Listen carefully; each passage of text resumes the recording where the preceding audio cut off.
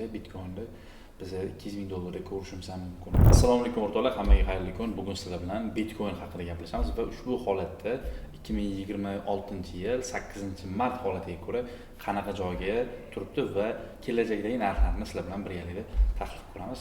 Tayyor bo'lsanglar boshlaymiz. Ko'rishingiz mumkin bu bitcoin kriptovalyutasining grafikasi va hamma ko'pchilik ishlaydiganlar deyarli 90% inson bu narsani tushunishi mumkin. Misol uchun bizda ikki xil tahlil uslubi bor: texnik tahlil va fundamental tahlil. Texnik tahlilga narxlarning oldin takrorlangan va kelajakda ham takrorlanishi mumkin bo'lgan takrorlanuvchanligi yoki muayyan bir qoidalar asosida narxning tebranishiga aytiladi. Fundamental tahlil deb turib bo'lsa, iqtisodiy, siyosiy va geosiyosiy harakatlar, ya'ni har xil urushlar, misol uchun pandemiyalar yoki bo'lmasam qaysi davlatdagi foiz stavkalari, AQSh Federal rezervining qarorlari, mana shular orqasidan narxlar harakatga keladi. Juda ham katta impuls yoki juda ham katta korreksiyalarni biz mana shu holatlarda ushlab olishimiz mumkin. Ya'ni texnik va fundamental tahlillarni o'rgangan holda ularni qarab turib, ularni kuzatib biz narxning kelajakdagi holatini aniqlashimiz mumkin bo'ladi. Bugun sizlar bilan bitcoin kriptovalyutasini tahlil qilamiz. Endi qaranglar. Birinchi o'rinda ko'rishimiz mumkin narx, mana bu ko'rib turganingizda o'zi bu narsa narx. Ya'ni o'sha bitcoin kriptovalyutasining bozordagi narxi. Endi bitcoinni biz sizlar bilan texnik tahlil holatini o'rganib chiqamiz. Misol uchun bizda ikki xil usul bor, bilasizlar, trend va tendensiyani o'rtasida ishlash bor. Misol uchun birinchi usulimiz trend bo'ylab ishlash, ya'ni narx tepaga qaytayotganda har bitta harakatdan bay olish.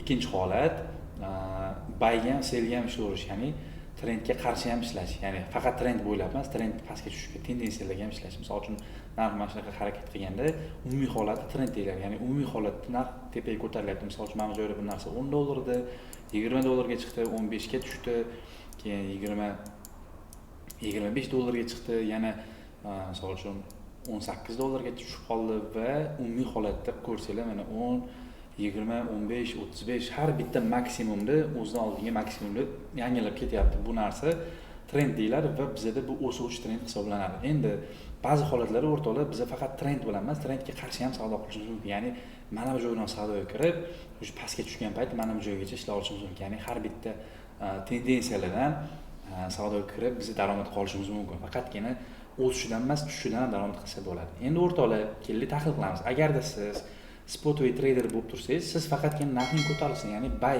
orqali savdo qilasiz. Ya'ni siz sell orqali ishlamaysiz. Bu narsani futures ishlaydiganlar yoki o'sha forex ishlaydiganlar sellga ham foydalanishi mumkin. Endi siz agar spot va trader bo'ladigan bo'lsangiz, narxni mana bu yoqdan pastga tushishini mayli sotib olmang.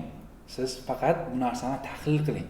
Misol uchun sellga ishlamayni, siz bu yoqda prosta narxni o'tkazib oling. Demak, narx tushar ekan, tendensiya pastga tushar ekan, biz shu pastga tushganda sotib olamiz va narx ko'tarilganda ushlab turamiz degan fikrni o'zingizga qo'yib olsangiz, siz shu mana shu anaqadan kriptovalyutalar yoki любой aktivdan siz foydalanib qolishingiz mumkin. Endi o'rtoqlar, trend va tendensiyani tushunib olgan bo'lsanglar, biz savdo qilish uslublariga o'tamiz va grafikalar ham eslab ko'rsataveraman bu narsani. Xo'p, mana misol uchun ko'rishimiz mumkin bitcoinning umumiy holati dailyda, bir kunlik time frame'da bitcoinning umumiy holati hozir sellga, ya'ni barcha ideyalarimiz sellga bo'lishi kerak. Ya'ni bu degani har bitta harakatda misol uchun mana impuls, korreksiya, impuls, korreksiya, impuls, korreksiya mana. Yana impuls, yana korreksiya bo'lyapti. Keyingi holatda ham mana shunaqa bo'lib turib, impuls bilan tushishi mumkin. Ya'ni narx tushishda davom etishligi mumkin. Endi bu holatda biz qanaqa foydalanamiz? Misol uchun siz agar spot va trader bo'ladigan bo'lsangiz, sotib olmaganingiz ma'qul. Qachonki trendni buzib, trend strukturasi o'zgarib, hamma ideyalar bayga bo'lmagunicha. Hozircha lekin 126 ming dollardan narxi 66 ming dollarga tushgan. Tasavvur qilyapsizlarmi? 50% bo'ladimi endi bu? Shu yerdan 66 ming dollargacha mana 47%. 47%. Bundan ham ko'proq tushgan, 50% desak ham bo'ladi. 50% quladi bitcoin narxi. Tasavvur qilyapsizlarmi? Bitta kriptovalyutaning narxi vaqtida qanchadir sent bo'lgan tangani narxi hozirgi holada ham arzon emas, 66.867 ming dollarga teng bo'lib turibdi. Endi qaranglar, bu holatda biz nima qilishimiz mumkin? Kelinglar, sizlarga o'zimni individual fikrimni ko'rsam, bu qanaqa signal yoki savdo g'oyasi emas, prosta sizlarga o'sha savdo qilishni, o'zimni savdo qilish uslublarimni ko'rsatmoqchiman. Misol uchun ko'ramiz birinchi narx qanaqa holatdaligini. Hozir meni prognozim bo'yicha, ya'ni analizim bo'yicha bitcoin yana ozroq pastga tushadi, ozroq pastga tushib, yana ozroq pastga tushib, keyin shu mana shu atrofdan ozroq tepaga ko'tarilib berishligi mumkin. Bu primerno men aytayotgan narx 44 ming, o'sha 45-44 ming atrofida ekan. 44-45 ming. Endi tarixga nazar soladigan bo'lsak, 44-45 ming dollardan men yana boy ketishi mumkin deyman, lekin mana bu yerda ham hozir qanaqadir bizga o'sha zonalar bor, o'sishiga, boyga ketishiga qanaqadir zonalar ko'rishimiz mumkin, lekin ba'zi holatlarda bunaqa zonalar ham o'zini bunaqa joylar oqlab bermaydi. Ya'ni impuls bilan harakat qilib turibdimi, trend strukturasi o'zgarganmi, shunchaki mana bunaqa zonalarga tupurib qo'ygan holatda dalshi impuls bilan tashlaydi. To'g'ri, ozgina 100-200 punkt ozroq narx qimirlashligi mumkin, lekin umumiy harakatda bu pastga tushib, hamma likvidatsiyalarni, hamma ko'pchilik treyderlarni likvidatsiya qilib, likvidatsiya degani bu o'sha pulni olib chiqib ketish, ya'ni bozordagi o'sha treyderlarni slif qilish, qo'pol qilib aytganda.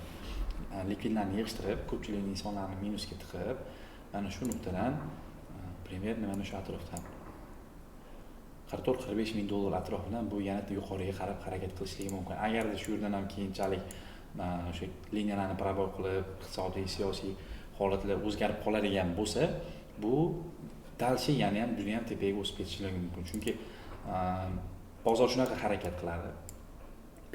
Bitta plus, bitta minus, bu degani bir qadam orqaga, ikki qadam oldinga, bir qadam orqaga, ikki qadam oldinga. Xuddi shunaqa hozirgi holati ham bu juda ham katta narxga chiqib ketishligidan oldin mana shunaqa holat bo'lishligi mumkin. Misol uchun, kamonni tasavvur qiling, kamonni o'qi ham tushidan oldin ancha orqaga tortiladi-da, keyin qo'yib o'rganinglarda uchib ketadi. Shuning uchun bu ham ancha orqaga tortilib, keyin tepaga sakrab chiqib ketishligi mumkin. Misol uchun, kelajakdagi holati agar trend o'zgarib qoladigan bo'lsa, ko'rishingiz mumkin. Mana bu yerda ham riski harakat bilan tepaga chiqib ketib qolgan.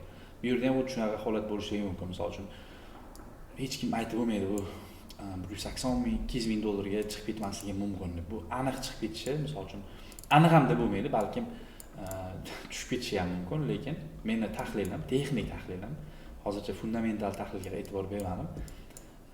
Texnik tahlilim buni ozroq pastga qulab, shu 44 ming, 45 ming, umuman olganda 40 ming atrofidan tepaga o'sishligini kutyapman. Chunki meni bir analizlarim mana shu narsani ko'rsatyapti. Endi kunlik time frame'da bu narsani ko'rdim. Bu uzoq muddatli narsa, uzoq muddatli tahlil. Bir haftalik, 2 haftalik emas, bu oylab yoki kerak bo'lsa yillab qilinadigan tahlil.